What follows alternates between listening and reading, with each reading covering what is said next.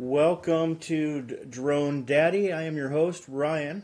Tonight we're going to be going over two segments. First segment, we're going to review the Small Pepper. It is a FPV micro whoop style micro drone that you can get from Banggood. It is an Eachine E013. There should be a link down below. You can click on that, and it's a Google Safe link, so you can go ahead and take a look over there and take a look at it. We're going to look at it online here together in a moment. I'm going to put this down in the camera. This is my son's copter. As you can see, it's a decent little whoop. We're going to go over some gotchas here, some things that we need to talk about, some little mods that you're going to want to make right away if you get this, based on my experience and others as well. They're really easy modifications to do.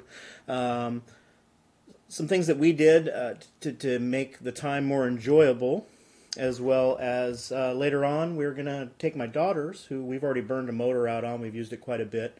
And so what we're going to do for the later half is we're going to take this thing apart. We're going to throw it over here on the workbench, and we are going to desolder the motors because they are soldered straight to the board.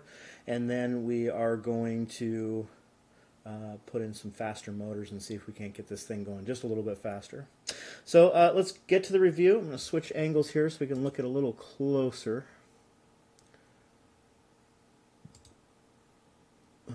Something got moved out of position, so I'll fix that before we get to the bench. There's the bench. All right. So what we're going to do first is I'm going to bring up the specs after we go through a couple quick things here. It comes with some extra props. So the props here, extra bag of props, these are 4-bladed props. I think they're 50/50s. They're fine. They were great, so that's neat. Little screwdriver so you can take it apart, and a little USB style charger. Plug it into a computer, or I think it'll do 2 or 4 amp. Please check the specs on that before you do it. As well as the connector here, so you can use the. I gotta be careful because my soldering iron's hot. You can use this. Charge this 200 milliamp battery that it comes with. We actually upgraded the batteries. I'll talk about that in a moment. And if you're online and you're wanting to chat, go ahead and comment, and we'll talk. I will chat, and I will answer questions if you have them. So what we did is we went ahead and we bought some extra batteries, and we'll talk about that in a moment. It also comes with this little controller. It's a decent little, cheap toy controller. It's certainly not, certainly not this guy here, which is a Turnigy Evolution. It's a decent little radio for the price. I actually wouldn't recommend it, and I talk about that a little bit down below. But basically, I haven't gotten really good customer support from them. I didn't buy this from them, and so they pretty much don't want to talk to me because I didn't buy it from them, which I get for the most part, except for when it comes to things like firmware. Instead of just telling me they were having issues with their last firmware upgrade, they kind of gave me the runaround and just wouldn't support me at all. And I've had that problem with them a few times with some orders and some things that I purchased. So maybe it's just their chat program. Maybe I'll try calling them, and once I do call them, we'll see. And if they get some better support through the phone, then maybe I'll change my mind on that. But for just about $30 more, you can get a Tyrannus QX7, which is an open transmitter, OpenX transmitter by FR Sky. So from whatever, it's everybody's favorite controller to start with for the most part. So anyway, this little controller is fine. It has some cool little functions. It's got trim functions on it. It'll do, it's mode 2, so you can set the throttle and kind of forget it. And that's neat. I'm going to bring this into camera view a little bit more. It's pretty good. We're going to fly this later. So let's go on to the next thing. So the first thing you're going to want to do when you get this guy is see this little, this is your receiver antenna right here. I'm going to get it a little closer and focus just a little bit. All right, so you can see that receiver. What we're going to do, there's a little receiver here. Let's go over to the big screen so we can just make sure y'all can see that. So this receiver antenna is tucked down. When you first buy it, it's tucked down underneath. And I, like many people, have been getting, we get some receiver issues. I'm going to move my screen over just a little bit so you can see that. The screen got adjusted. I'll fix it here in a second. But this here, so what you do is I just took a little, my little hobby knife, kind of poked a little hole in it, and then used a toothpick to widen the hole. Then I pulled the receiver antenna out, and now the reception is good. I don't remember who first discovered that. This is your camera antenna. This antenna is actually a little long for the 5.8 gigahertz specification, and so it does much better in the higher band frequencies of 5.8 than it does in the lower. So you get a lot of cutout, especially if it's down in the high 5.7s. If it's in the high 5.8s, it does just fine. So in my case, I could probably trim it just a little bit to bring it more into spec with 5.8 gigahertz. Some cases it's too small, like my son's, so I keep him in the lower bands. And we'll go through the bands here again once we go over to the web. I'm going to really quick fix my view, and of course when I put this review back online, I'll trim it all up to make it nice and neat. So that people that are finding it after the fact don't have to listen to me ramble quite as much. All right, so what we are going to do is I'm going to fix my screen just a little bit here. There we go.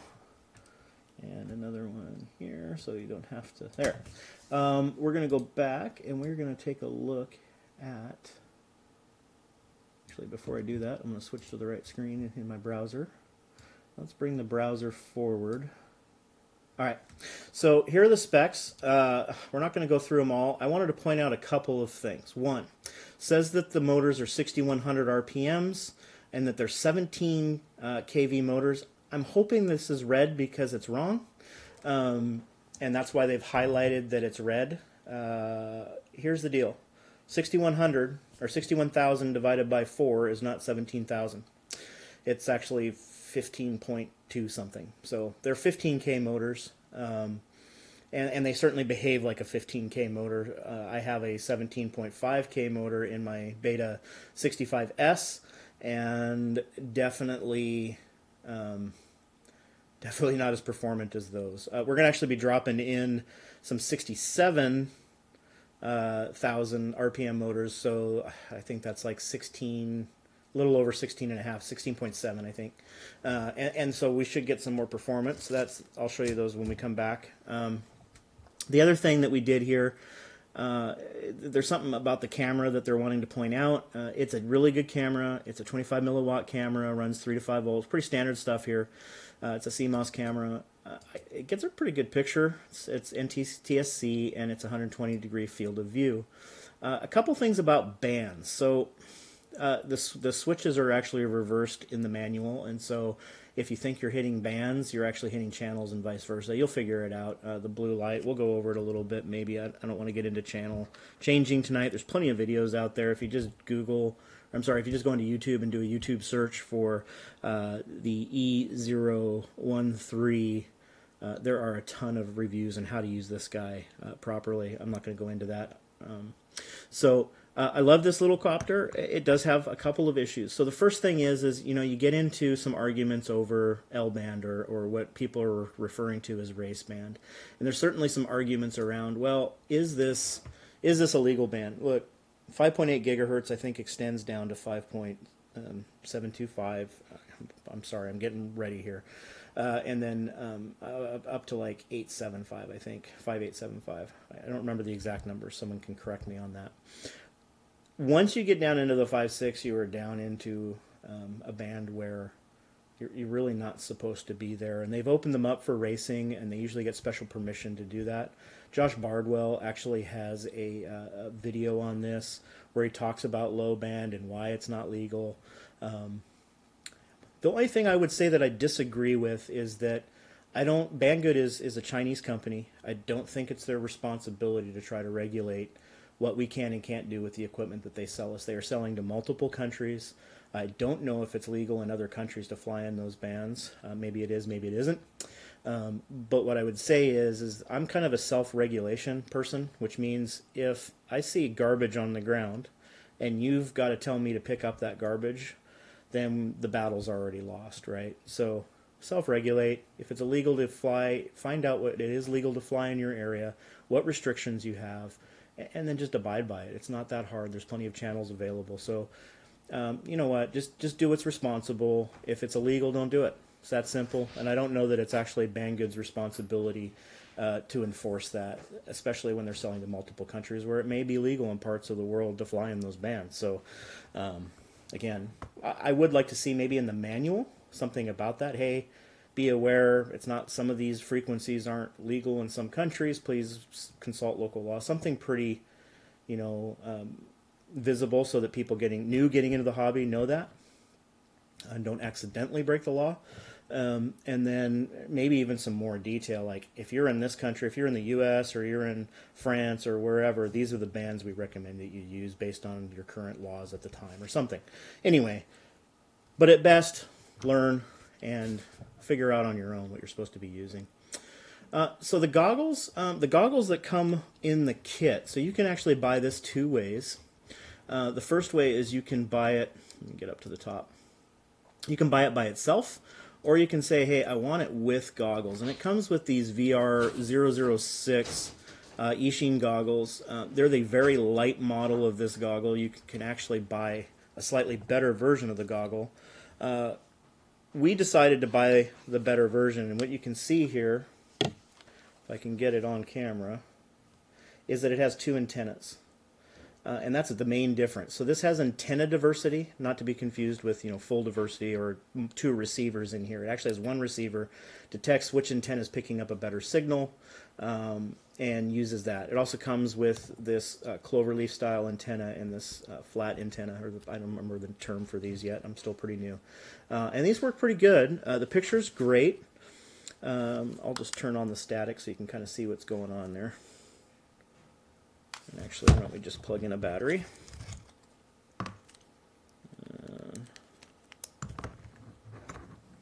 Let's see. And then I'm gonna have to get it to scan. You can see it's a decent sized picture. The one thing, and we'll wait for this to scan and find the picture. It's almost done. It actually scans pretty quickly. And does a pretty good job of finding the right channel, or pretty close to the right channel. So there we go. You can see this has got a pretty big, and just to show you I am live here. Woo! Here, let me get my, you can see that I'm flying the camera around. There's a little bit of latency, just you can kind of see. Anyway, so you can see that it's a decent sized picture. The one problem, I'm going to go ahead and turn these off. Oops, that's scan, not turn off. All right. The one problem with these goggles that I have, and why I had to go, I actually have a pair of EV100s. They're a goggle style, and the feature, the reason why I got them is I actually got them on sale. I think I ended up paying like $70 with a coupon. They're normally $99 to $105, depending. Don't ever pay more than that. You can usually find them for about $100 or $99. They're often on sale for even less on Banggood. For me, I am farsighted, which means I have a really hard time seeing things that are up close. So for me, these goggles don't work. I can't get them to focus, and my glasses will not fit in them.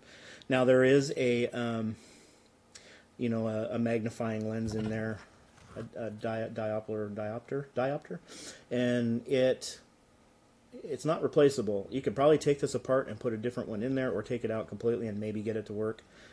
Honestly, there's some goggles that are just a little bit more expensive that are a little larger that would probably work fine. There's a do-it-yourself pair that I don't remember the name of, that I'll do a review on as soon as I can find somebody that has them, or I buy them myself. Full diversity, decent goggle, several different lenses that come with it, and it is like $100. So really good way to get started there. Go ahead and plug the battery, because these things have a tendency to overheat if you let them run too long. Okay, so that is that. Now the next thing that we did do is we bought this little battery pack here. So I'm going to go ahead and open that up. This comes with, I was just not showing you the picture at all of the goggles, but that's okay. I'll show them, I'll bring them back in here in just a second. And we kind of just redo that part so I have it on video. Let's see. Hey, bud. So what we can do is these are 260 milliamp batteries. Where is it? Right here. I'll show you those when we come back over. I keep trying to show you over the thing. 260 milliamp batteries. They're a little heavier and a little bigger, so you have to modify your copter, and I'll show that when we get back to the screen. $16.99 for the charger and the charger system here, and the 5 batteries. The difference is, I'm going to go ahead and go back to my camera. The difference here is, we're going to go to the table.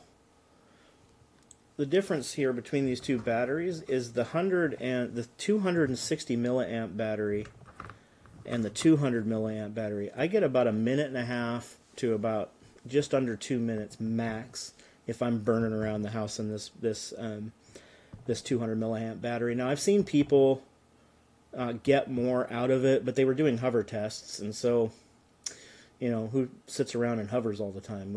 I burn around the house as much as I can. Now, you throw this guy in here, this 260 milliamp battery, and it'll fly for close to 5 minutes at full use, burning around the house, up and down, dodging through stuff, fast, slow, changes, all that kind of stuff. Couple of caveats here, and I think it's what happened to us. So first things first, in order to get this battery to fit, you got to cut. What I did is I took my hobby knife. I'm going to bring us in some light now that we're at the table here.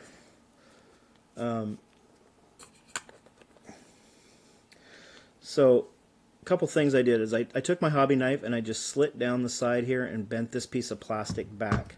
So if you put the regular battery in there, you can see it fits nice and snug. This battery is a little bit larger, and so if you just put it in there, let's see, if you just put it in there, try to get that to focus as best as I can here. Just put it in there, it is covering up your power port and you can't plug it in. So what I did is I cut some snips there, pushed the battery back, and now I can plug the battery in just fine. Okay, I'm going to go ahead and do that because I want to show you guys these goggles. I managed to not have them up for you when I was showing them to you, but that way I can add it to the review later, but I'll make it much shorter. Yeah, so that gives us 260 milliamps. It's a heavier battery, so I think what happened, so one of the reasons why we're rebuilding my daughter's copter, I'm going to go ahead and put this down, is that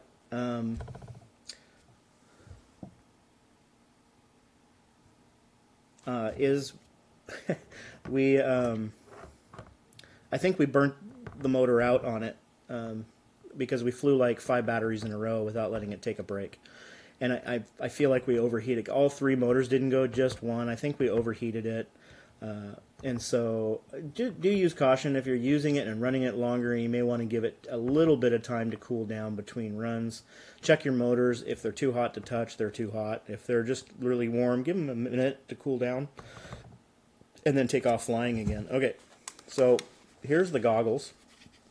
You can see they have 2 antennas instead of the 1 that comes with the copter. And again, these are they're not a bad goggles. My kids love them. They're great for their face. Here's the picture. It's a decent picture. And let me see if I can get that in there. It's not a bad picture. And it's a good size picture. It's actually a bigger picture than I'm looking at in my goggles. Again, the one downside is if you are farsighted and cannot see things up close, you're going to have a hard time. If I put these up, no matter what I do, I cannot focus that camera in whatsoever. And so you can see the pictures. It's a good picture. It's not a bad picture at all. So I'll go back to chat here in just a second if you have anything to say. All right.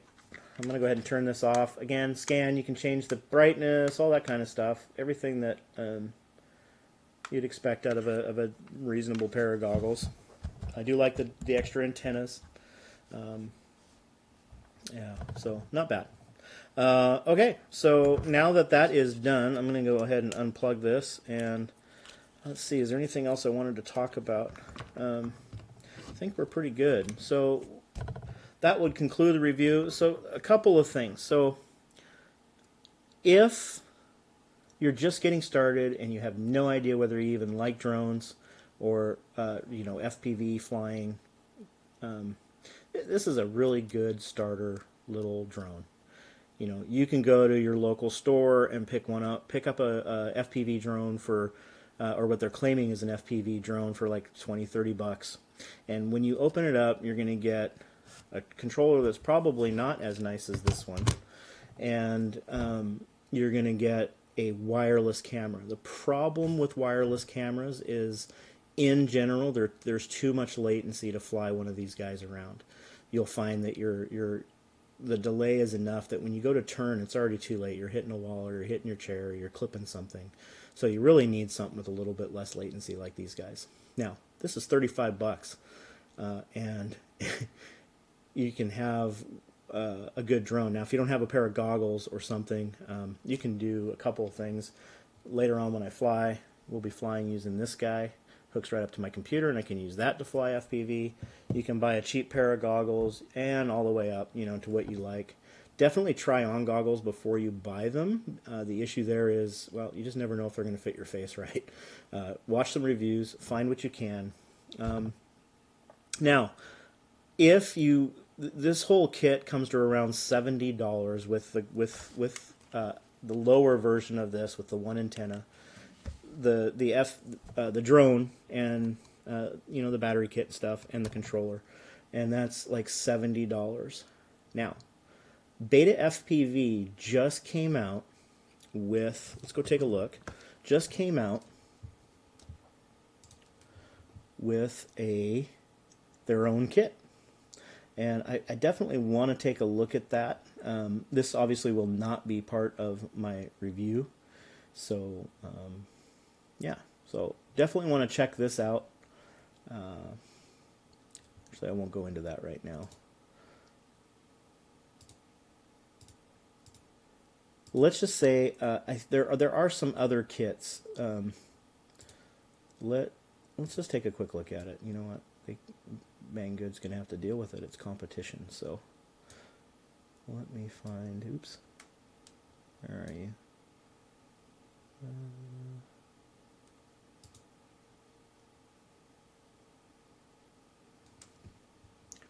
So Beta FPV now has this kit.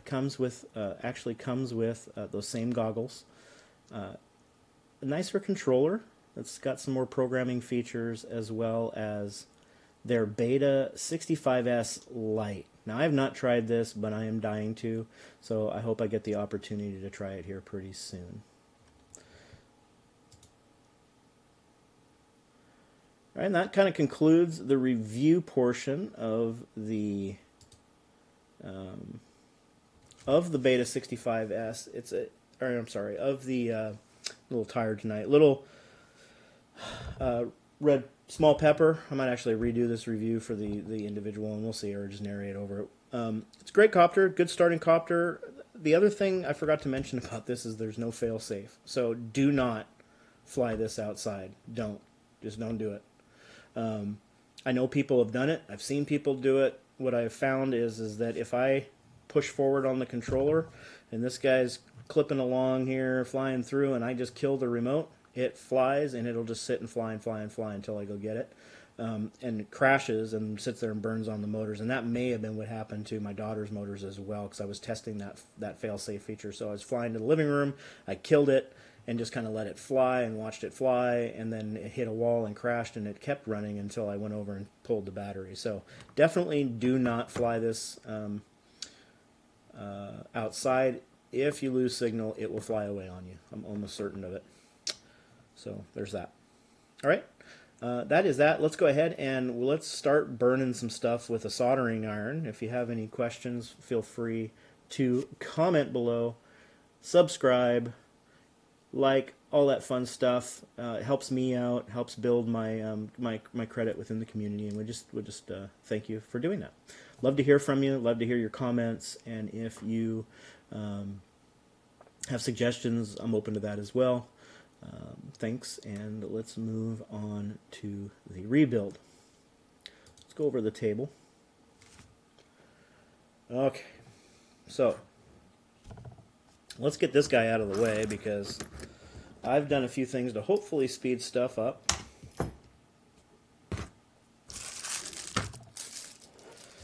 So what are we doing? We are going to replace the burnt out motors with these guys here.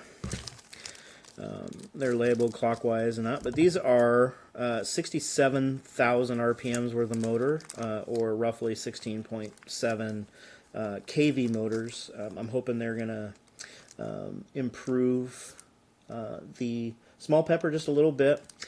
A couple things to note is I originally bought these for my B-Core F3 version 2 micro board that I do have, and we're going to build a whoop out of that.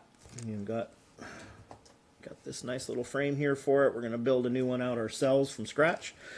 Might be next week, might be the week after. We'll see how things go. But for now, I ended up getting some extra 17.5 motors for my Beta 65S, and I got a really good deal on them.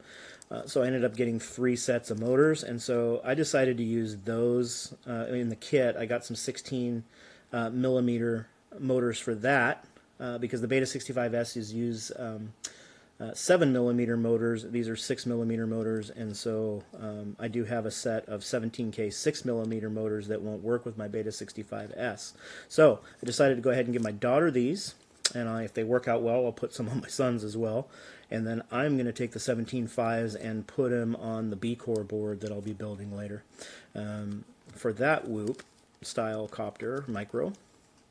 And we'll fly that around as well. So once we get done, we're going to power this guy on. Now, unfortunately, I can't find my multimeter, and so, yeah, we're going to have to roll some dice today, do our best to make sure that the things aren't grounded. These are really small wires. So I got some glasses here for me that are magnifying glasses, and we'll zoom in as far as I can with you, and hopefully we'll get this up and running tonight. It may not happen. I'm going to be a little slow because this is the first time I've actually done this. My goal with Drone Daddy is to talk about the hobby from a dad's perspective. Actually, at some point I've talked to my son. He's willing to do a review about what he thinks so far and kind of go over that with y'all. My daughter hopefully will do the same, and we'll talk about those things as a community. And so my goal here is, you know, I'm going to go through and everything I do that I can, I'm going to try to do online or at least on camera, so that when I make a mistake, you see it, and hopefully don't make the same mistake. So let's get into this, let's dig in, and let's get this thing started. So I did do some measures here to kind of speed things up a little bit, but I'll show you what I did so that it's not, let's get the controller out of here, so that it's not, let's get down a little closer here.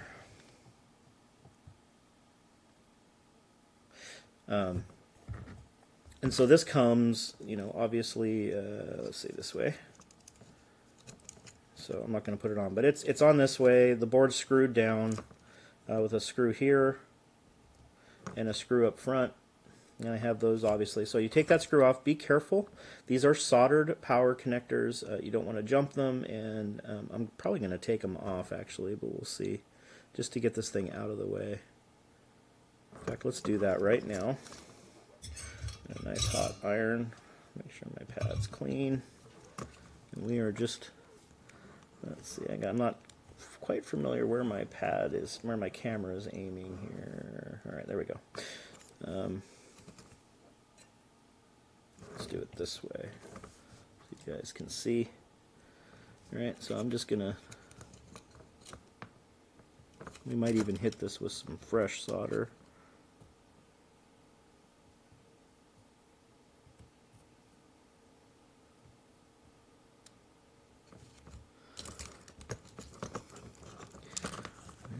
iron's hot. Let's...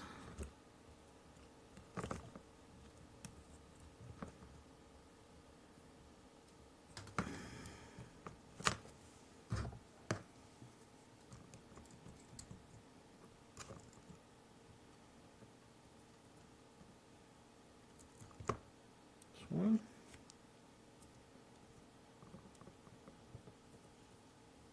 There's two. We got the camera, positive, negative.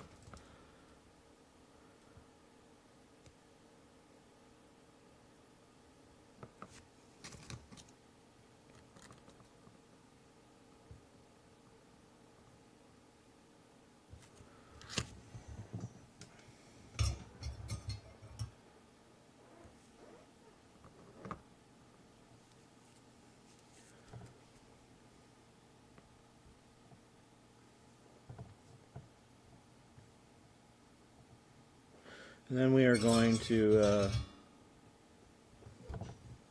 yeah, I mean, I'm running almost 425. Turn it up a little bit. Let's just clean this up just a little. There we go. Tip's a little dirty, I think. I probably just need to clean the tip. To answer your question, Kevin. Let's make sure. I need to put my glasses on or I won't be able to see.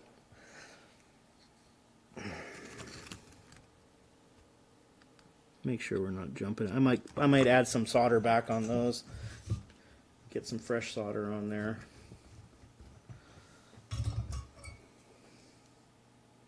Yeah, that tip was pretty dirty actually. Alright. So now what I'm going to do is I want to make sure that I get these motors back on the right way. So this is forward. How's the picture there? Let's zoom. I don't put it on auto because with my hands bent, it's just going to constantly be changing. So I can't tell if that's a good focus for y'all. So if you can let me know, that would be great because I'm looking at a much smaller picture on my side.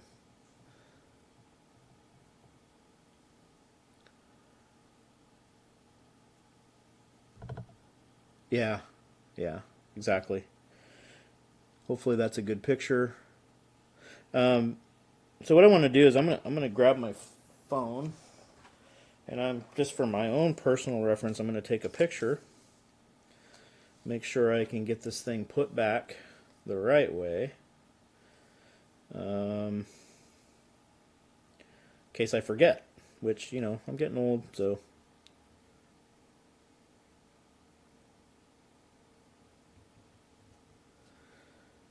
So it goes blue, red, white, black on the left, and black, white, red, blue. It's kind of opposite, which makes sense. There, I'll have that picture for later when I go to put the new motors on. So,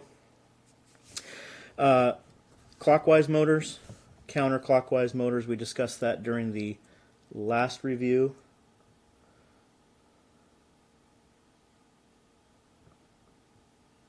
See if I can get a little more light. That will help with some clarity there, hopefully.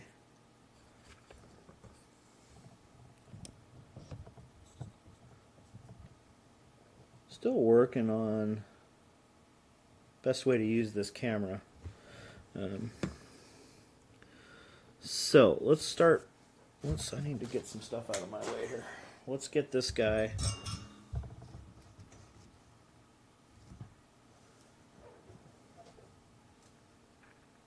It could be that too. I noticed on the other video though,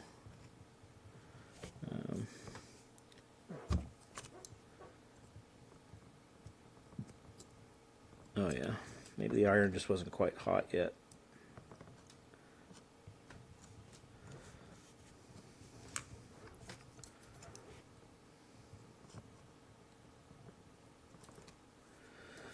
Okay. We'll do some solder cleanup once. Be careful, these are silicone wires typically, and so they'll burn super fast and super easy. Just want to get the board free and clear, and we'll do some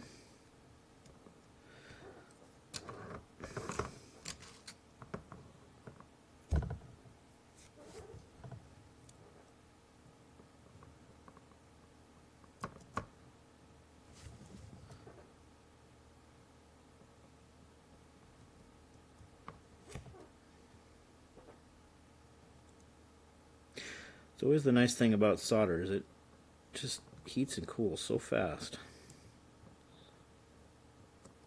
There we go. So this guy should be clear. I'm going to clean my iron again. Probably should tip it, but I'm being lazy today. Okay. Now this guy should just come right out. So now we're free and clear of the wires. I'm going to set that down. Let me just bring it into view so you guys can stare at it. Alright, so now I got to pull this guy apart.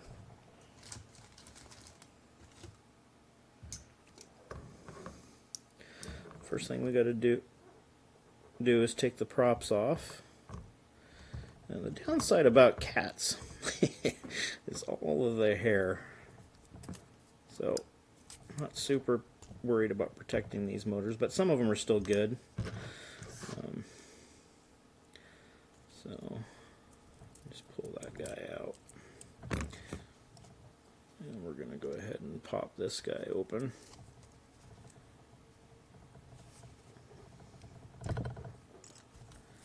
And this one. You know what I don't like about YouTube chat with live is all the comments go away. So when the video's out there, kind of just seems like I'm talking to myself. So I'm almost wondering if maybe I should you know, restate the questions or the statements on there. I don't know. It's hard to kind of focus, and I'm going to bring this focus just a little bit here. All right. So these motors, I just typically should be fairly focused at this range if I keep my wrist down. I'm just going to pull these wires out. I'll probably do a little bit different run of the wires, hopefully to keep them just a little neater. I didn't like the way they were actually on the board. You can come at them a little differently so they're not overlapping and not risking a short if you bump something. But you know, one of the things about about Banggood and a lot of the cheaper stuff is typically, you know, they try, but they are trying to keep costs down, so the quality control goes down just a little bit, or seems to, from what I can tell from the various reviews that are out there. So we're going to pop these motors.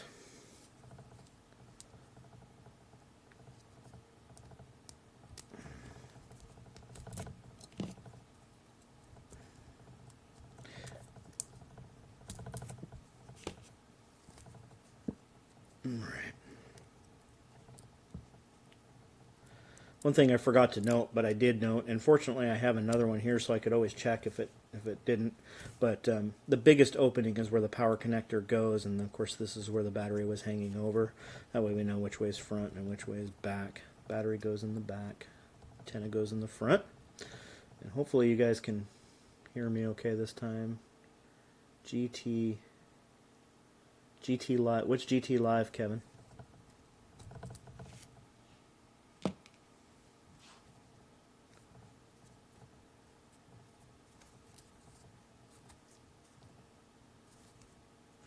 Yeah, frame seems to be in pretty good order. Seen some guys drop some hot glue. Some hot glue in the corners here, just a tiny little bit. I don't think I want to. If the frame goes, you can see there's a little bit of stress on that one, and that will help strengthen the frame. All right, so the frame's out. Let's take a look at our. I need to like mark this pad so I know where my camera is pointing at. Let's take a look at this guy. I'm going to grab my helping hands.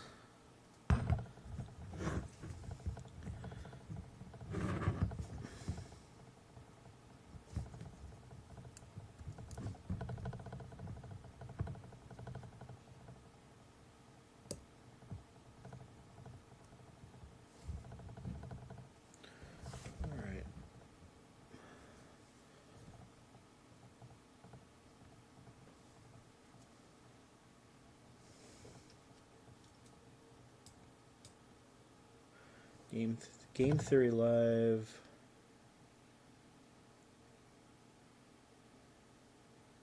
Oh, okay. So GT Live is Game Theory Live, and I guess they go ahead and they also restate the questions. Let's see if I can't just kind of freshen up.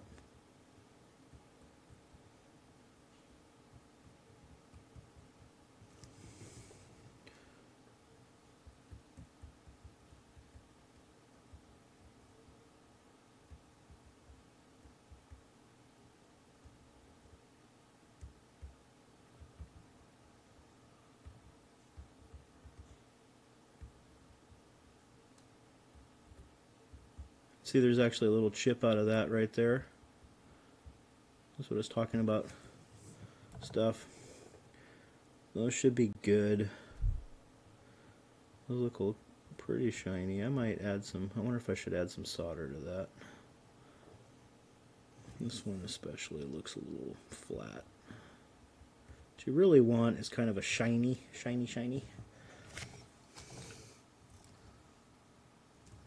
Clean that off. Let me see if I got some solder handy.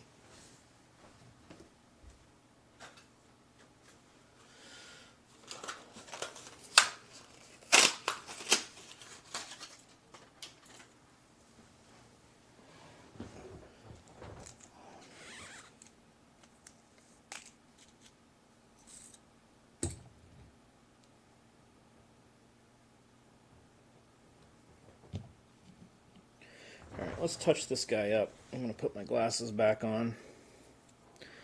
And let's touch this guy up. How you guys seeing there? Looks like you're okay.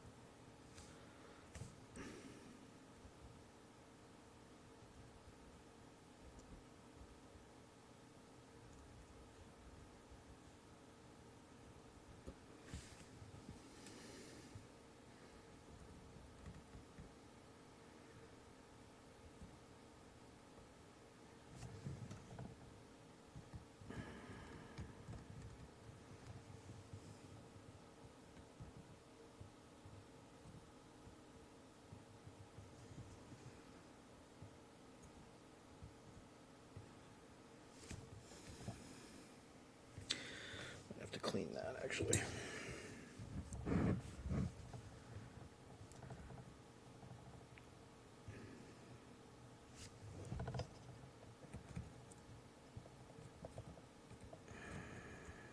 Oh, now that definitely shorted it.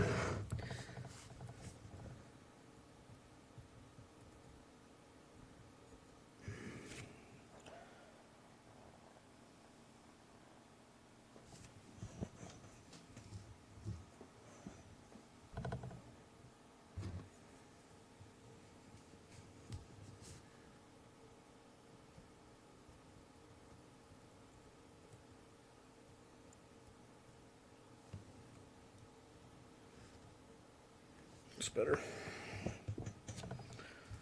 I'll check it before we do anything, obviously. Let's see. So what ended up happening is freshening up the solder on here. Looks like I got it, but I was freshening up the solder on the power connectors here and I ended up shorting it out. So I wish I knew where my continuity meter was, because it'd be a lot easier if I could check that. I don't really like the way that's kind of dirty, but I think it'll be alright. It's just the old solder. I could have cleaned this whole board up.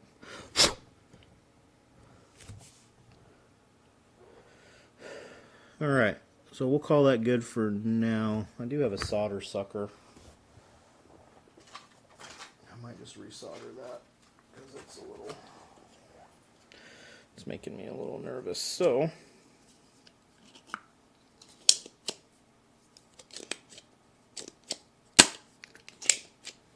okay, solder sucker.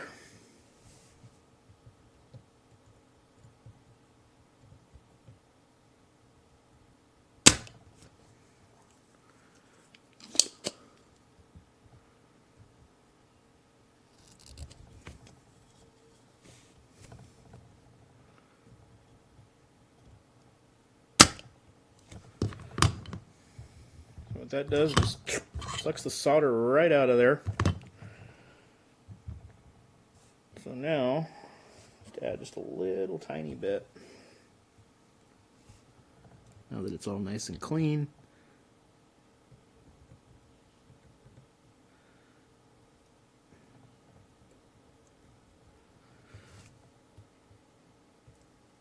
Okay, that looks better. Last thing I want to do is short that. It's funny, I'll watch other guys do soldering online, and I think sometimes you guys can see better than we can, because when I'm watching other guys do it, it's like, oh dude, you just bridge that and they don't catch it. And then they're in all sorts of hurt. So I think we're good. We'll know once we get the wires connected, and we'll make sure. It looks like it might.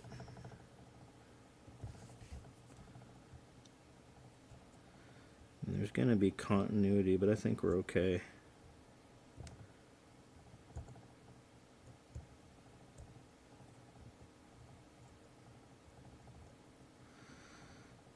I don't know if we got smoke. I may have to redo that. Let's see if I can see it on camera. Actually, it looks pretty good on camera. It's hard to see. It's actually easier to see on camera, I think, than it is. I'm going to take a look at this on my screen and bring it over so that I can give you guys a better focus.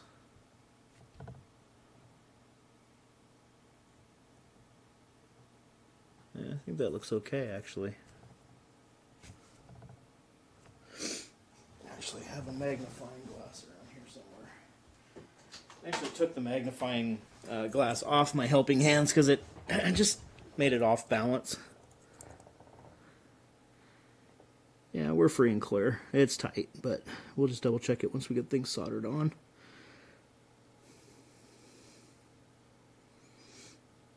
I think we're okay. Be nice if I could find a way to magnify that for y'all too, but okay.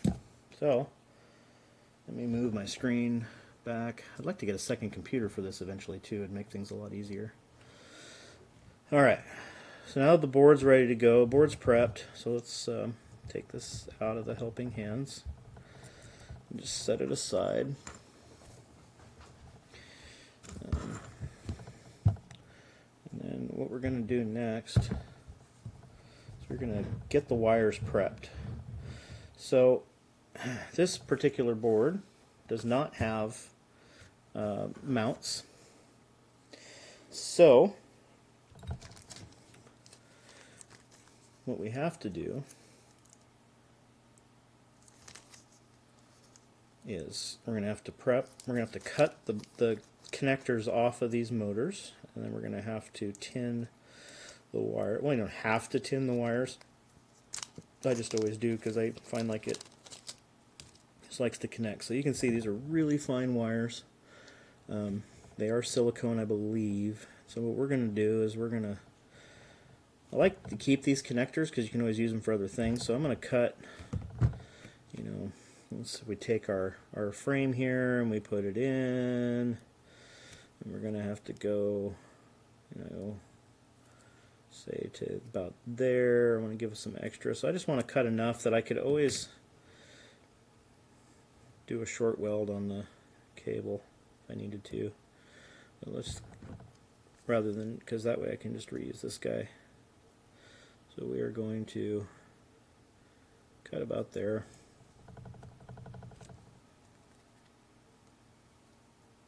And there's the red. And I'm just going to set that aside. I'm going to start getting a collection of those, I know it. Okay, I'm kind of leaning out of the picture. Alright, so then I want to tin these guys, so I am going to try to just pull some end off. I don't know if you can even see that. It's so fine. But I can go. Just cut half. Boy, that's gonna.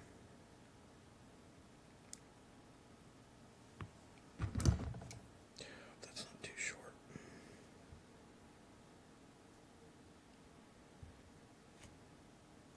So you can't really see what I'm doing here, but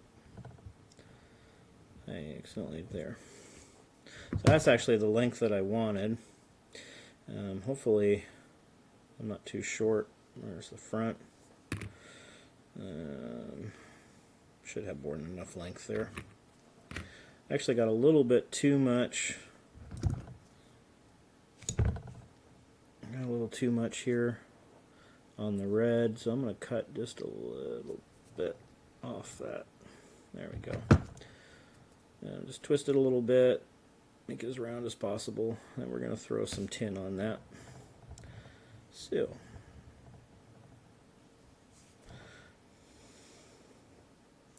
solder. The way I usually do this is I heat the wire, get the wire warm, and then just run the soldering iron right along it. My sponge is dry. I'm going to have to go wet my sponge here in a minute. Actually, I have a water bottle, but I'm like burning the heck out of my sponge, so we will wet it with a water bottle.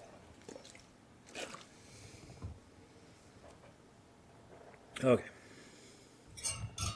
So, let's tin this other guy. So again, I let the wire rest on there and get it warm, and then pull. And that is how you tin a wire. Highly recommend it. It just makes everything join up faster and easier. So there is one clockwise motor ready to go.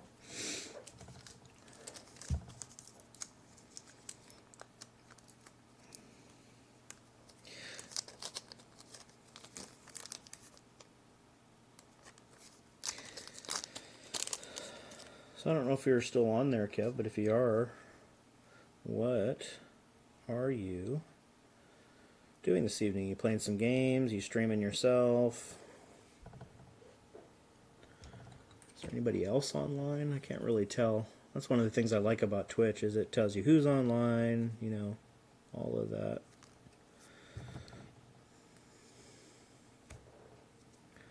Really like to see, and I think YouTube's actually working on a very similar thing here. I don't know if this will work, but no, it's still too small. What I'm going to do is I'm just going to give a little... Oh, dang. These are so fine. Let's see if I can pinch, pull. Best way of silicone is just get a really good nail on there, pinch it. Sometimes it's hard though. There. Okay. Those guys are ready to go. So let's get them in the hands. You guys see those just fine? Yes, you can. And let's get this guy cleaned. That's better. A lot of people will, you know, solder their tip to do this. I like to just, again, if you can see what I'm doing real well, but heat the wire, boom, and it just sucks right onto the wire. And then, again, heat the wire, boom. Tinned right up. Actually, I'd like a little more on there. That's good.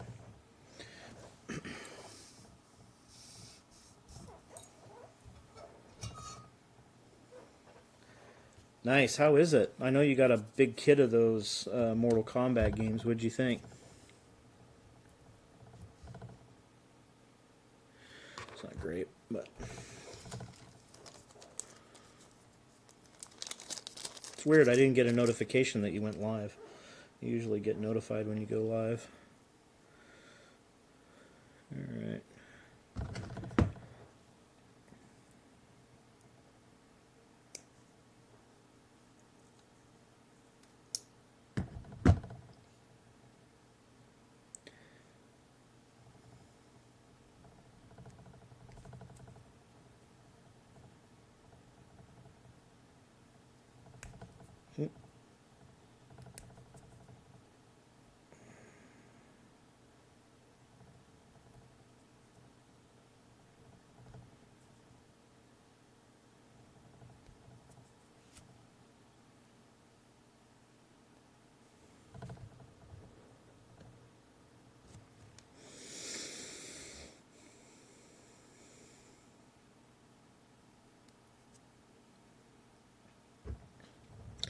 So I got the skins off of those guys.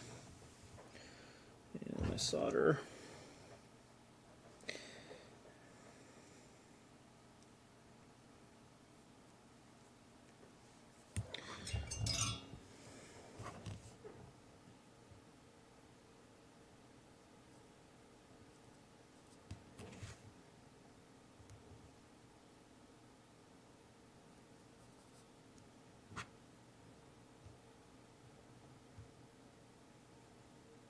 It's just ugly. Get that off of there. There. That one didn't turn out so well, so we will... So much fun. Best mode, I think, is test your luck, pick your fighter, and then it randomized opponent and modifiers.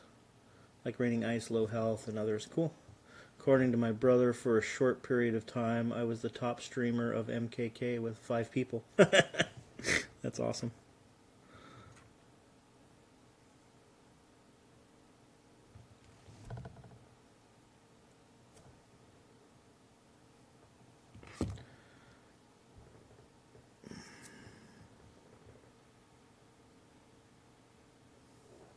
I think I burnt some of the plastic off there. So let's reset that. Got plenty of wire, so no sense in... Let's see. Oh no, that's probably sufficient. I did burn the wire a little bit, but there's plenty of wire there. Yeah, maybe not. Let's make that a little bigger. The red one's good. Let's get the blue one the same.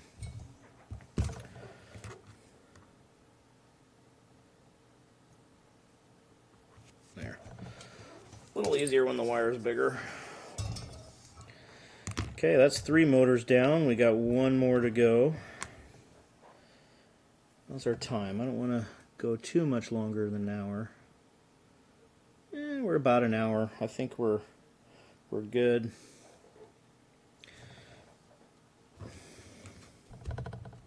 Probably end up going about an hour and a half. Once the motors are ready, should be a pretty quick build. Getting it back together. So, theory. Let's see, Kevin. Alien, Xenomorph is broken through, fast, small hitbox, good damage, brutal X-ray. Alright. Lots of those little connectors now already.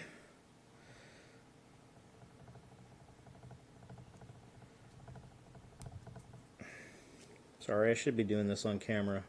I'm just stripping the wires. And there. So we can tin them. There's a couple other ways you can tin. You can, you know, put solder on your tip of your iron, and then heat up the thing, and it'll transfer. It takes a little more work, in my opinion. This way seems really easier. This is the way I was taught.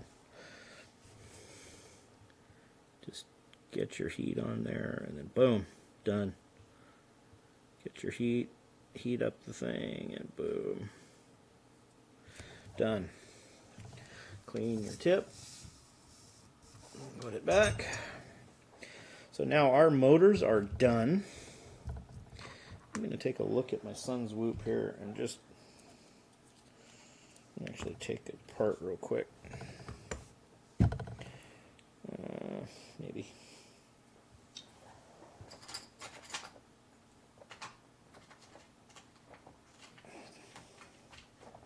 Helping a friend with something this afternoon. So, okay. Let's see. That should work.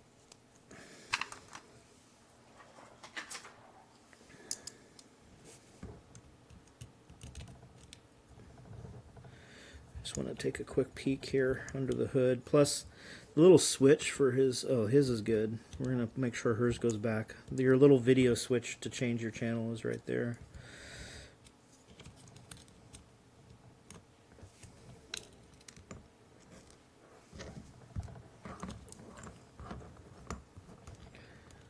I think I'll eventually need to get some good lighting. So it's too bright for me, but not bright enough for you guys probably to get a really good clean picture. I know this is going to be a little blurry on what I'm doing right now because it's not up in the air, but I don't want to change the thing right now, so we're going to go right back to it. Okay, left is red, black is ground, so power, ground. That's what I thought, but I didn't note it when I took it apart, so I'd already taken the camera off, so I don't want to do that. That is the power for the camera. I don't want to blow our camera, although they're pretty cheap anymore. You can get them for almost nothing.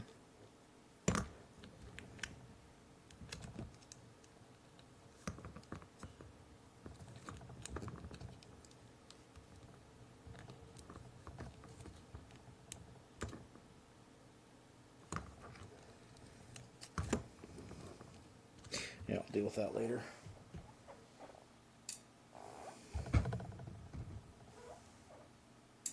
Okay. Alright. Those make me dizzy because they're not good for anything but really close up. Okay. Now here's the tricky part.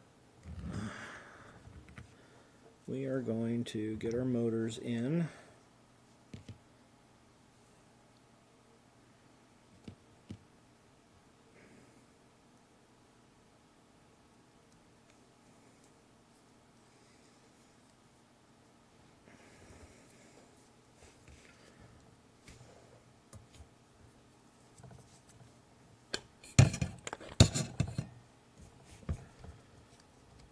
Put these little purple guys in here.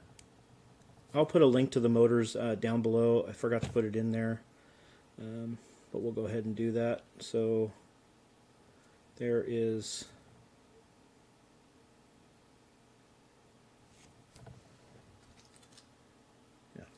our first clockwise motor, and the other front motor then is counterclockwise. And these really just kind of drop in pretty easy. I know my hands kind of, I don't know, looks really dark on my screen, but then on the stream it looks okay, so we'll see. I think it's just because I got a light right here that's shining on my eyes. Alright, so the other clockwise is going to go opposite.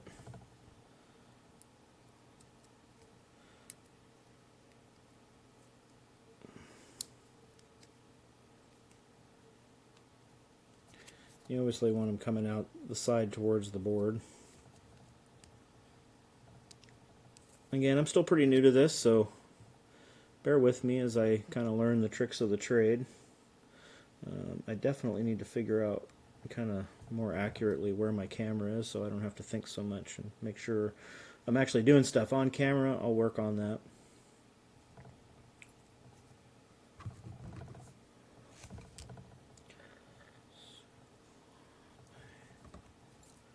Alright, half the battle's over. So let's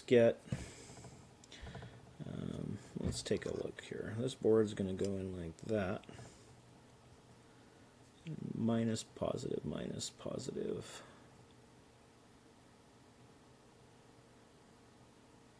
Might actually screw the board down.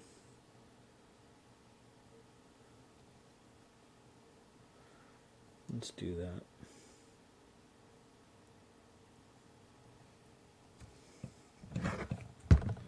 I'm going to go ahead and screw this guy down.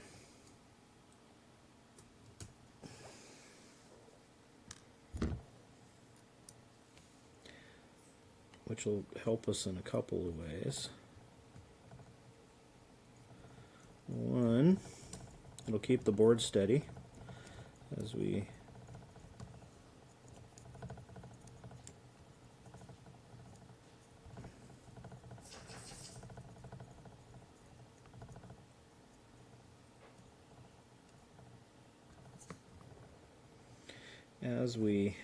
solder stuff on. I know I'm not always in shot there on my camera, but I have to lean over, so I'm still working on the best way to do that. thought about putting a camera down off here and looking up, but then when I do look up, you're looking up my nose, and that's probably uncomfortable for you. So we'll play around with it and get it. Okay, so again, I wasn't going to focus because I want to bring this back up. So a little planning will make this a lot neater if I ever have to take it apart again. So I'm going to pop open that picture I took earlier so you can see here. I got a nice little map of make sure my credit cards aren't showing, a map of let's see, where's my thing here, of the wires and where they go. I highly recommend you map stuff out, so I'm going to just keep that up. So blue is negative, so yeah, that's going to go up there. So what we're going to do is we're going to start running these wires, and you can see there's a little, in fact I might just do something like that. You see there's this little trough.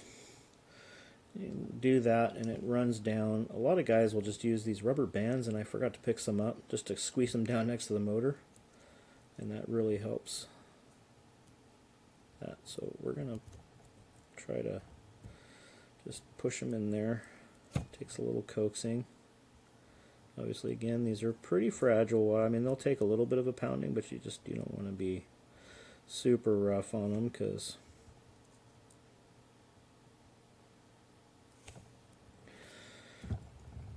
tighten my helping hands here.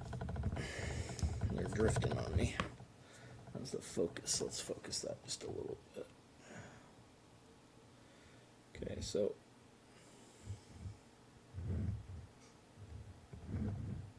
there we go. So we're just working on getting that guy. Sorry, I'm going to have to put my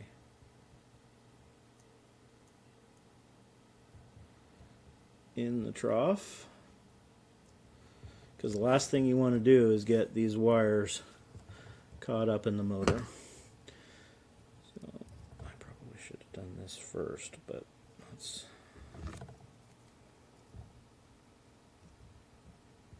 going to keep that in there.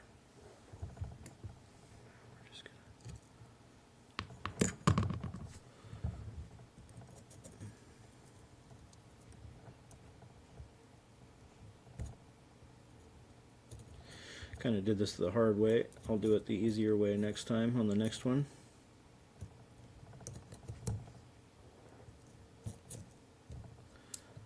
Because if I pull these up, now let's try it. If I have to put them back, I have to put them back. Should have put these through first.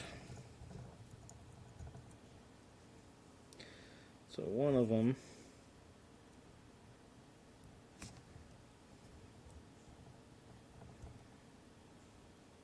there we go.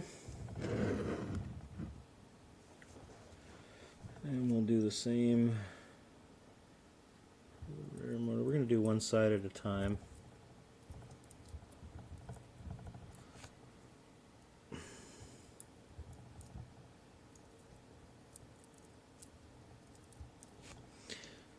Sorry guys. This is why most people speed up their videos, so you don't have to watch us struggle with wires and all that fun stuff. But it's also part of the game. So I feel like people who are really wanting to get into this probably want to know, hey, this isn't as easy as these guys are making it look. It does take some patience. And what I find is it actually is very relaxing for me. I don't get frustrated with this kind of stuff very easy. I just find it nice and kind of mellow. Give me a second with my hands as I push these guys under.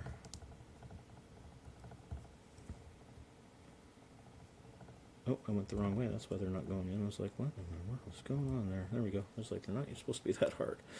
Okay. Yeah, let's just do them all since we're here. We don't have to worry about it. Alright. So now, you can see actually, I don't know if you guys can see, but maybe on, yeah, maybe here. Let's see. if you look, there's actually little runner holes too down here that you can put them through. And I probably will once we get them situated. It keeps them really nice and neat. In fact, they didn't even come that way from the factory, but that's what that holes are for. So if you take a look,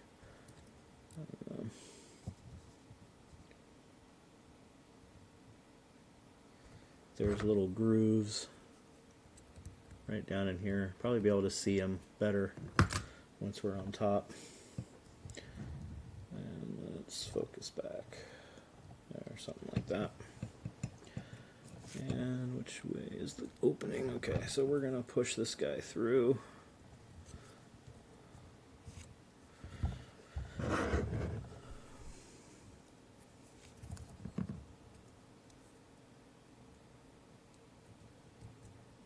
There. You can see we can push those wires through there. That's where they're supposed to sit. They don't clamp very well though, so that's probably why they weren't there from the factory either. This is the guy I got kind of short, so hopefully we won't have to do some sort of funky join or repair with some wire on that guy. Got it kind of short, so can't really make any more mistakes with him.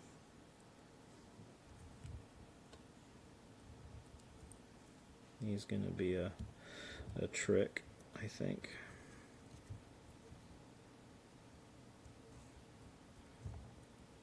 Alright, so now we can flip this guy over.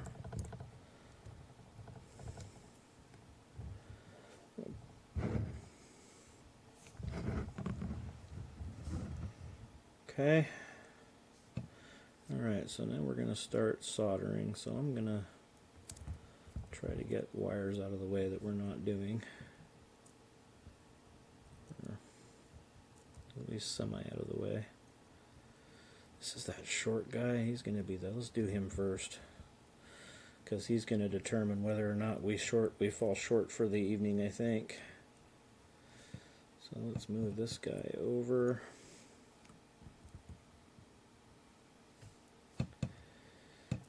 We're going to have to do this guy very carefully.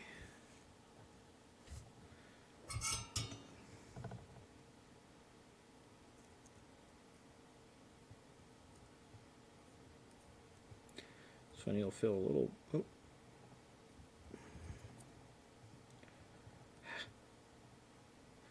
Feels kind of like little crunch.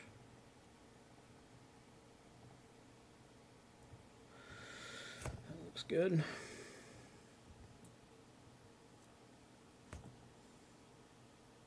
I'm going to put on my glasses here. For those of you chatting, I'm kind of into a tedious thing here, so we'll touch base after I get this guy on here.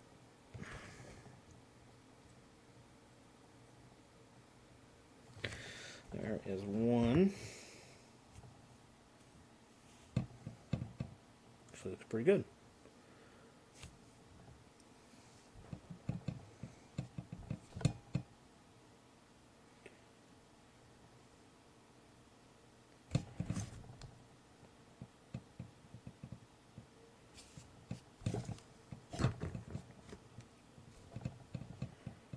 Blue, so this is blue and red. Plus is white, which is good. White should mean hot. So let's get this guy in there as well.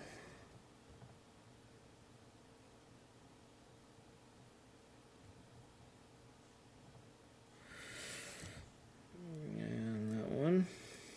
So far so good. It's going pretty well. Hopefully I'm on camera, and I am.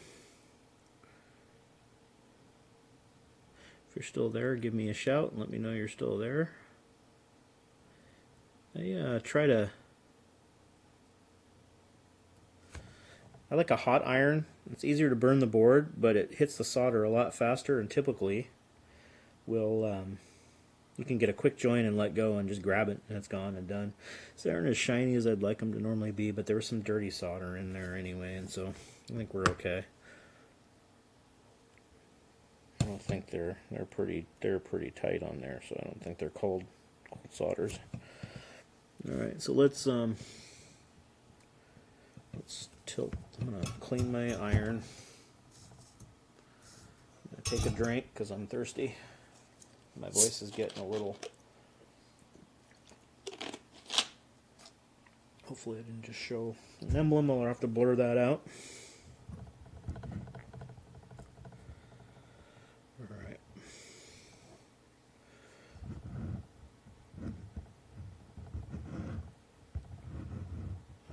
Let's see. Let's reverse here. There. And we'll get... There. Alright, now, top side, at least they're labeled, so we're going to go negative. A lot of people will twist these. I get it. Helps cancel noise.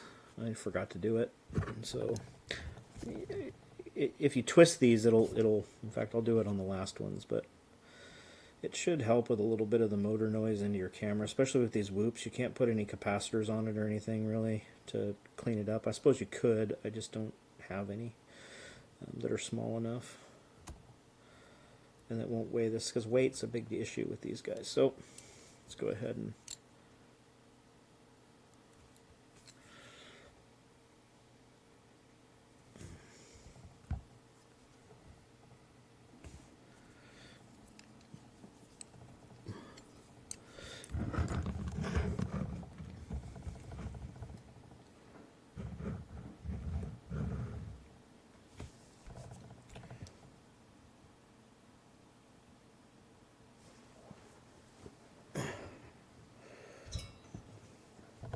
all right.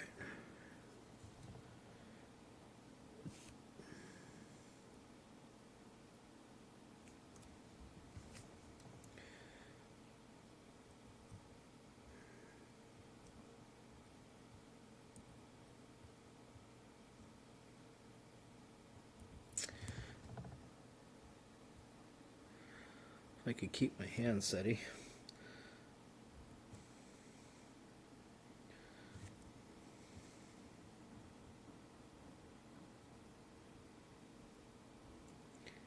Get a hold of this wire.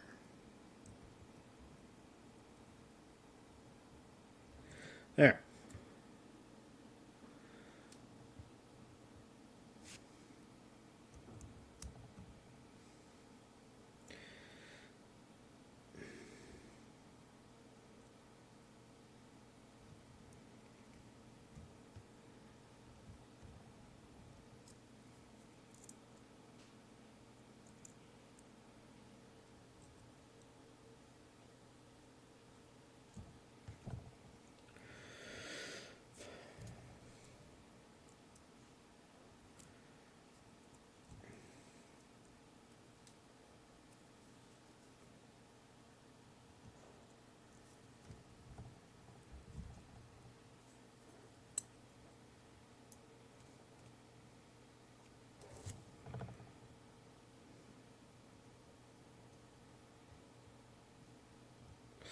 Cold solder.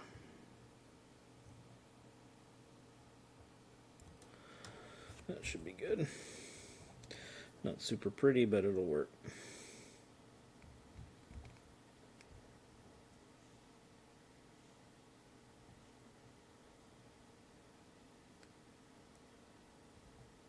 That's good.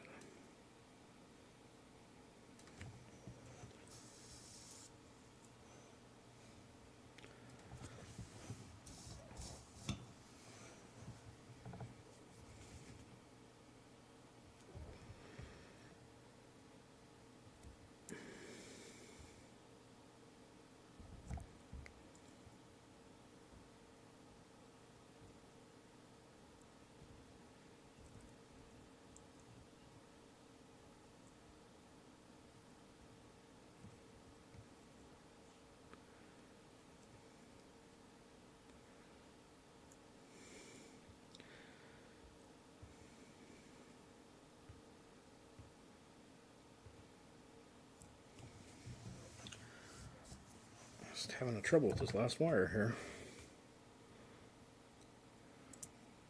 Put some fresh solder on that guy, I think.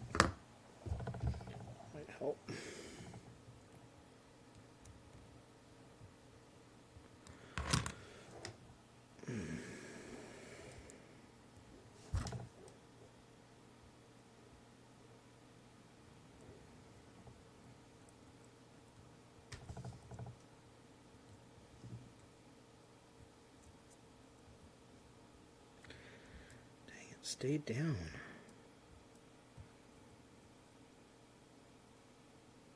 There, got lucky. Hands are getting shaky, I'm getting tired.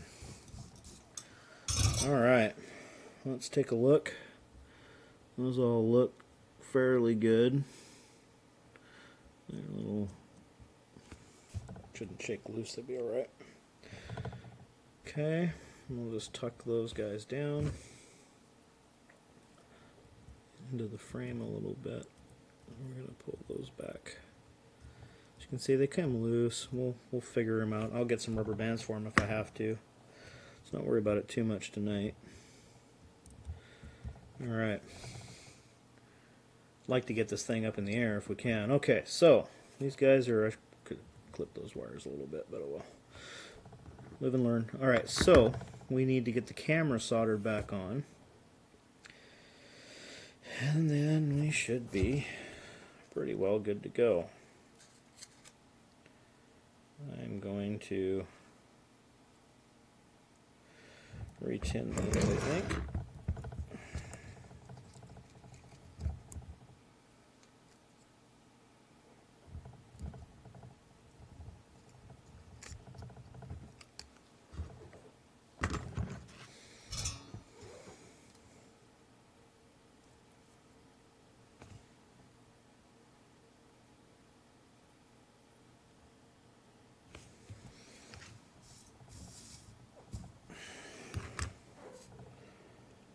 Now, normally I would use my continuity meter to make sure I didn't mess up and ground something I shouldn't have, but unfortunately I don't know where it is.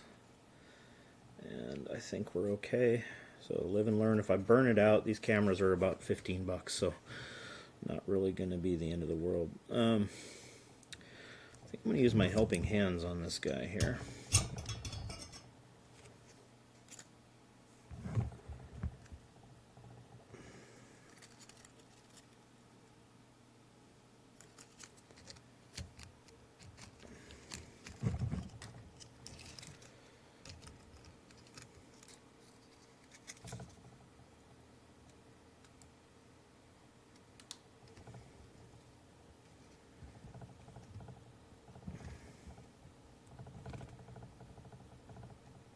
I'm not going to be able to, so that's alright.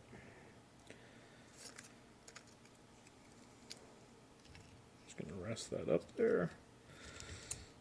In fact, let's put it on. Let's put it in our antenna hole here.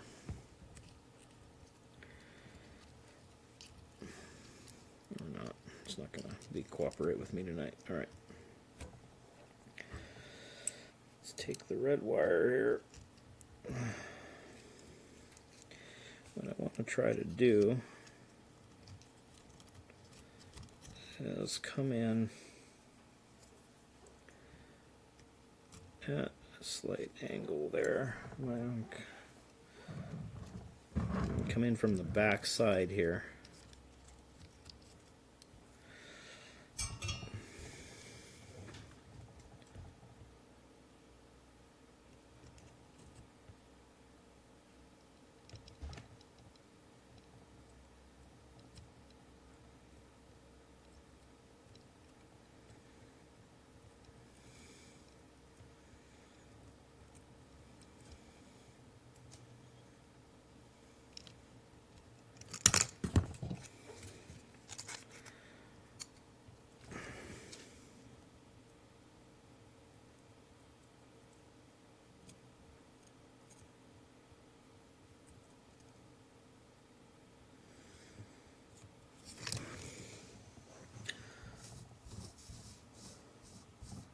Almost done here, folks. And then we're going to bring this guy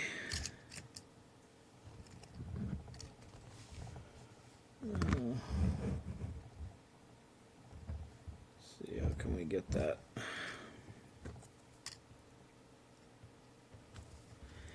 in from the outside.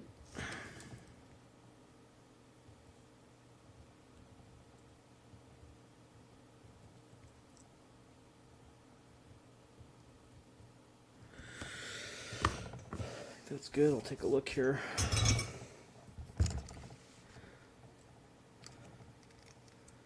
It's on there pretty snug. I don't see any. Here's my magnifying glass. Just really don't want to smoke this camera. I have an extra, so it wouldn't be the end of the world, but, you know, breaking my daughter's copter probably isn't the best. Alright. I think we're okay. We'll know soon enough. Let's plug a battery in and see what happens here before we put our motors on.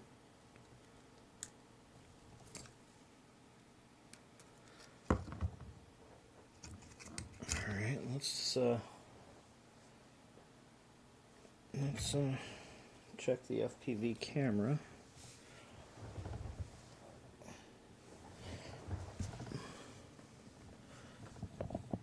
I'm trying not to burn myself with my iron.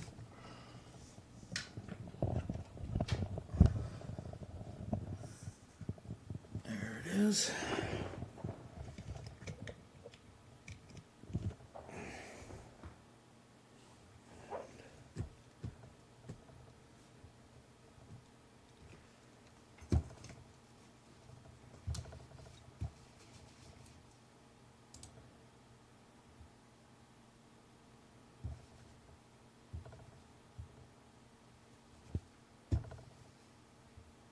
Kind of locked up there for a second, sorry.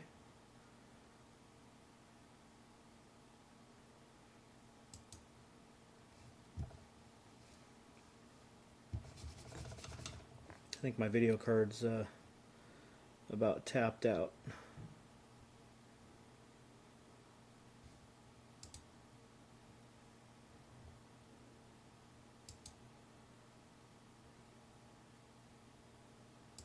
Meanwhile, maybe I'll get my son's goggles out just so I can see. I'll just show you guys. We might not be able to do the flight tonight. We'll see. I'm having some issues with the software I used to do that. It's misbehaving. Scan. We'll see if it finds my picture. Looking pretty good. What's the controller? Let's test the controller out. So what I'm going to do is, before I put the props on,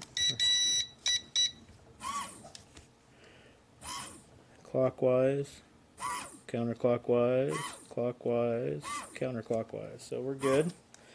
It's going to be great. Let's see.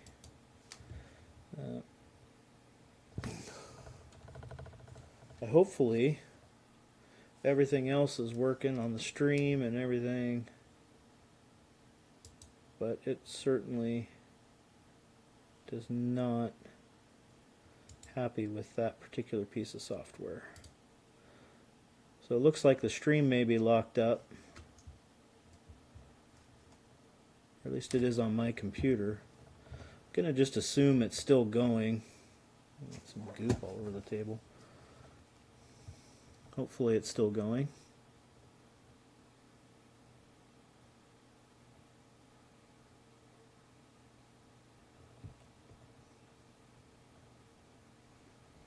You have to excuse me if you guys can hear me. I got some technical difficulties.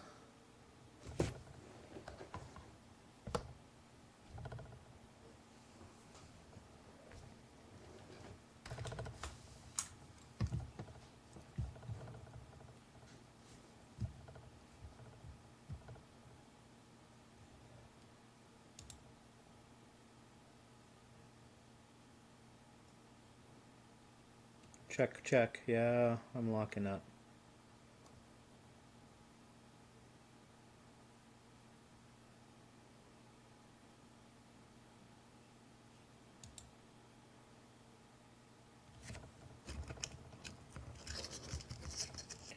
Let's pull that for now.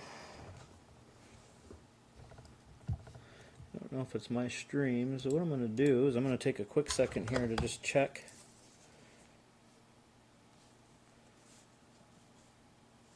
my channel on my phone, and hopefully we're back to normal. Looks like maybe just this my computer for my stream is locked up. So let's go check. I'm going to go look online here real quick and on my phone and go to my channel and my channel. See, my internet might be having some issues. We'll see here. Can't tell. What I'm going to do is I'm going to, looks like, I'm going to close some things down here.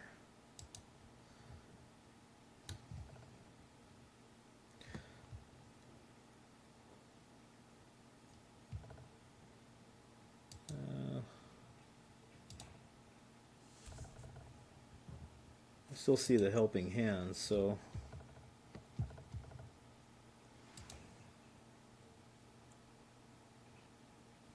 this looks like I have some internet issues here, but I can't tell exactly. Could just be my browser's locked up.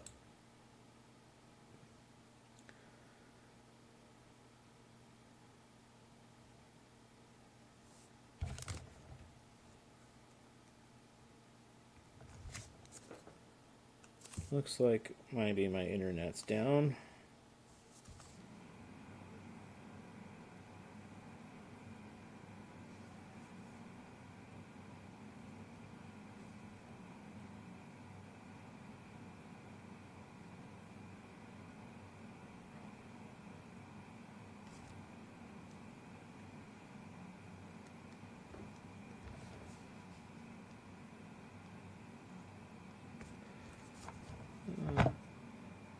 Helping hands are still showing on mine. I'm going to close my browser. Looks like my computer is having some issues.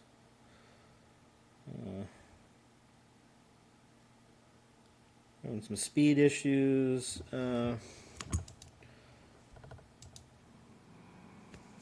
If you can hear me, I apologize for the latency issues. I was going pretty good. Now it seems like it's not. I'm going to go ahead and kill my browser here. Hopefully things. It looks like I'm going to kind of check here. It looks like it's jumping in and out. I'm having some issues with my something here. Okay, it sounds like the stream's intermittent, so give me a minute and let me just see what's going on my computer. I probably have something funky going on. Yep.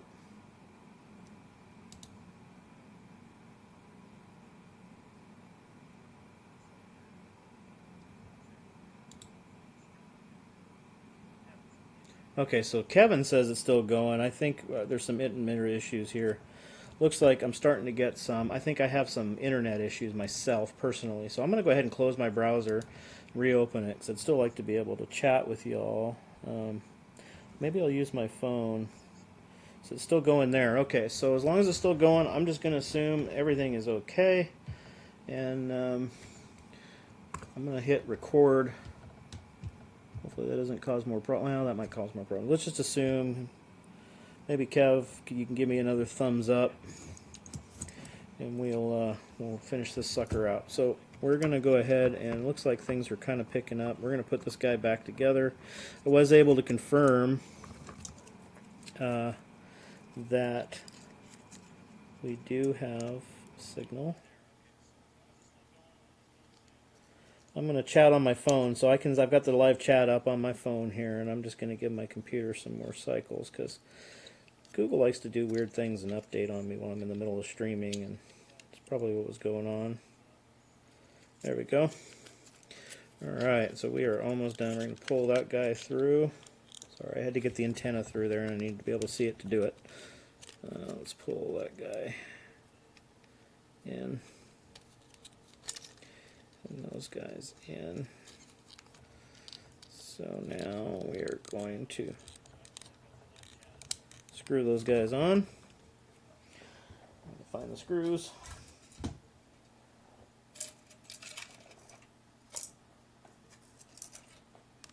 one. There's two. Getting some frame drop on the main part of the display. Yeah, I'm figuring. I think my internet connection's doing something funky. It seems to be kind of working its way back, so hopefully won't be too bad here. I'll just make... I just popped the antenna again. So you really want to... This is that fix, so you want this antenna on the... It just seems to do a lot better if you have the antenna on the outside rather than tucked away underneath. So I'm going to go ahead and... It's kind of a pain to get it thumbed through, but it happens. It just, you got to be patient.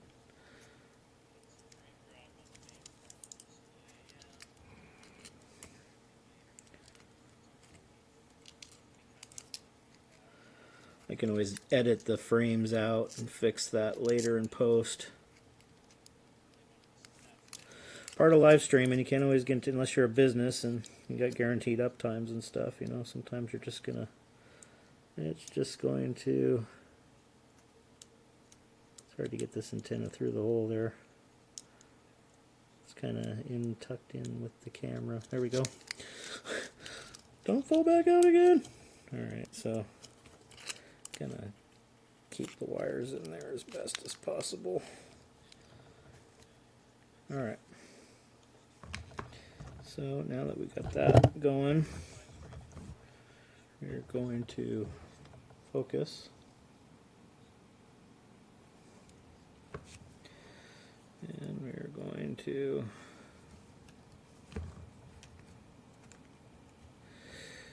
like to get some overhead lighting in here. Alright, here we go. Eventually I'll upgrade my connection and that will help. I also need to run a wire back here. I'm not running wireless, but I am running through power, and so if there's people running things in the house that might cause some interference, that can cause me some problems in my streaming. So I'm actually running Ethernet over power. So, all right, we are back together, and all we need to do is put our props back on, and we should be ready to fly. I'm just going to give it a little test flight, and then, all right.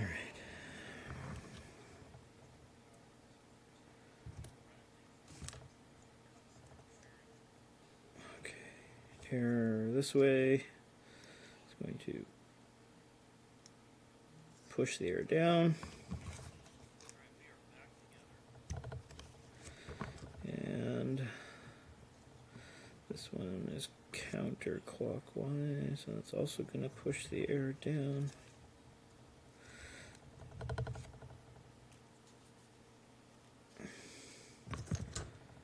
And this is a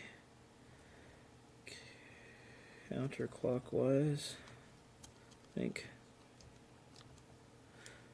Ooh. All right. And last but not least, so we are ready to go. Give me a second. I'm going to try to fire up my viewer camera again. Seems like my internet has come back a little bit, so definitely a lot of memory going on here, disk usage, so we'll see. I'm going to try to pop this guy open. Give me a second here so you guys can watch me fly as well. We're going to throw one of those batteries around and chop around the house, so give me a second.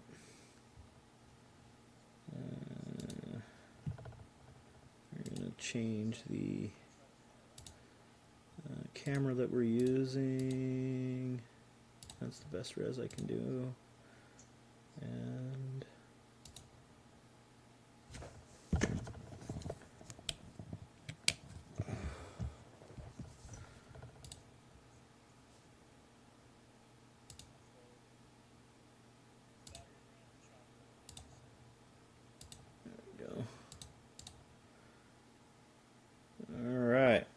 switch over to our camera here, and we're going to pop our battery in. Now the good thing we have these 260 motors, these 260 milliamp batteries because these motors are going to take more. We are going to scan for our channel. And here comes the fun part. We are going to fly this bad boy with the new motors. I'm going to bind her up right now. And she's definitely going to need some trimming and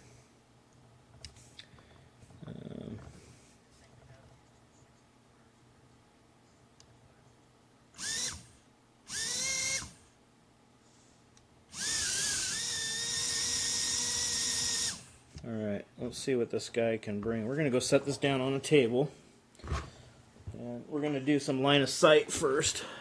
At least for me. You guys, I can take these off now. It's definitely got some pull to the left. Which one's the left trim?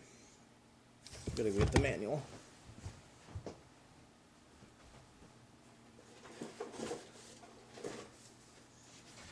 These quads are really hard to trim out. So if I can't get it, I'll just lean a little bit. Where is the trim?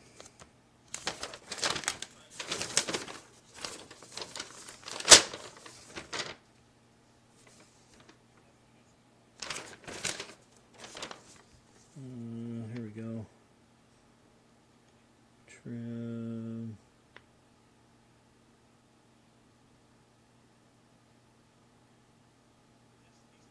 Oh, let's calibrate the gyro and see what happens first.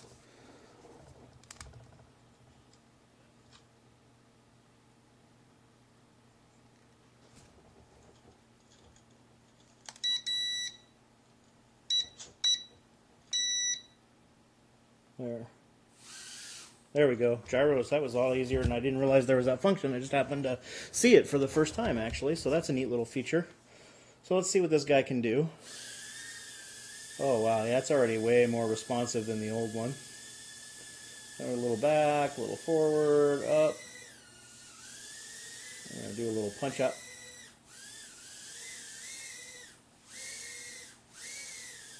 Yeah, it kicks up the speed a lot more. So let's take this thing around the house and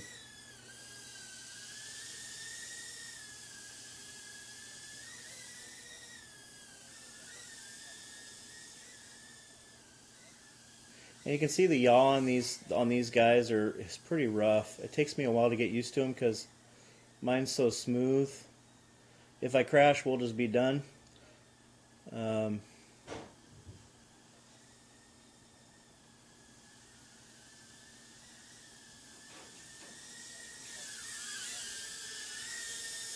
Maybe we'll stay in the living room in case I do crash.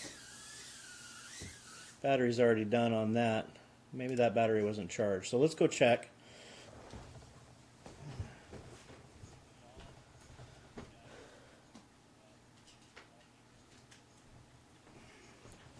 That might have been the partially used battery that I had. So let's try this guy. Thank you guys for hanging out with me. Appreciate it tonight. Kevin, if you're still there, thanks for chilling with me, buddy. So the way we can set that gyroscope, which is a cool thing, let's focus in the camera. And let's go over to the camera again real quick. I just learned this, so if you don't know this, it's a really cool little feature. I'll probably clip it out, actually. Let's go back to, not that one. This one. So let's do that. So if we're going to bind, you press all the way forward. You're going to turn it on, obviously. Press all the way forward. It's going to beep. You're going to pull down. But now what you can do to set the gyro is use your stick commands, 2 angles, down at an angle, and it'll beep, and the light will stop flashing, and then you're good to go. So now we can fly, and everything's calibrated. So let's see what time we get out of here. I don't know, we'll count it up. I'll put a counter in the video. So let's fly this around and see how big these motors are going to eat batteries. If so, we'll do a battery test.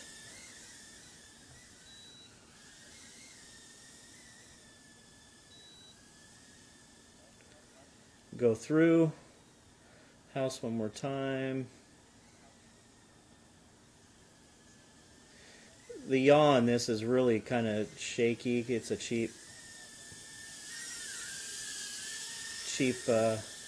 it is a cheaper copter, so the yaw is, I don't know, it's definitely just not as responsive as it could be. With that extra weight of that extra battery, it certainly, any abrupt movement in it has some issues. You got to get some throttle back up.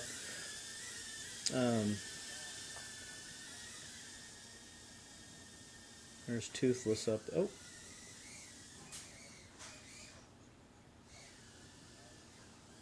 Let's see, we need to sweep our floor a little bit.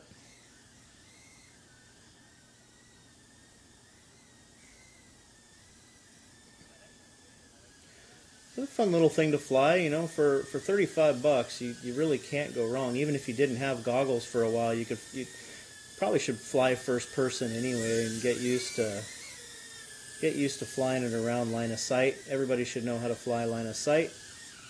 And, oh, yeah. When in doubt, throttle out. So I tell my kids, see my guitars and stuff. Well, we're getting some good life out of this battery, so I think it was just, that was an older battery. I don't know, we'll time it. I'll put a timer into the video after in post, and we'll see how long we're actually flying around with this. Let's get some speed check here. That's pretty good little speed. Motors seem to be real responsive. Not a bad little unit. I'm going to hover here for a second. As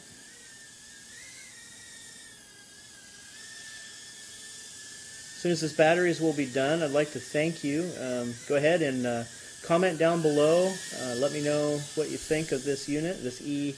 Again, this is an Eachine E013 Small Pepper.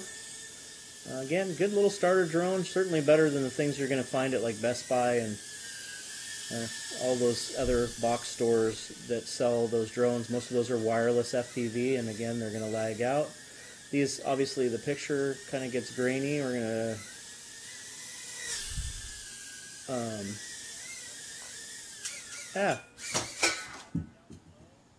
Alright, and with that, we're going to finish out. We'll switch back here. Thank you all again for joining me on Droid Daddy. Hope to see you again soon. If you get a moment, subscribe. Leave a comment below. Tell me what you think. Give me some pointers. I need lots of advice, so please go ahead and do that. Check out some of my favorite links to the guys that really know what they're doing. And as always, have a good evening, and we'll see you next Tuesday night.